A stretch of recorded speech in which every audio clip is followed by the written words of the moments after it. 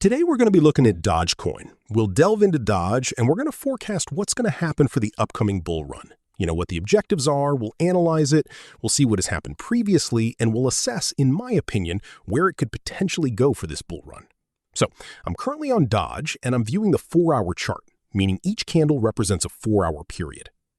Right now, as you can see here, there was a significant event back in 2025, which appears to be consolidating, and then, there was a surge. And the indicator you're observing here is the Crypto-Quebec indicator, all right?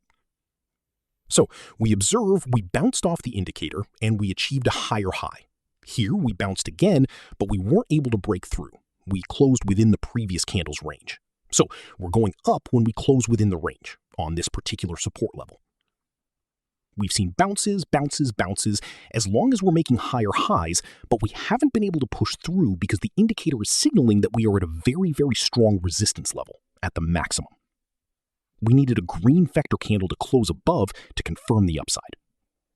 A green vector candle appeared, another green vector candle appeared, but then no green vector, so we started to descend. We came down to the middle of the candle, and then we moved towards the lower band of the indicator. Buying at the lower band, as you know, is generally a good strategy. I can't stress that enough here. So we observe, and we can see here that this acted as resistance. We attempted to break through, a bounce, another bounce, but we closed within the range again. This signals a downward move to the next level. A red vector appeared, indicating a further drop. We saw lower prices, and then we started to recover. We went up. Here, you can see there was resistance. We came back, we pushed back. A green vector appeared to confirm the upward move, as I've previously explained.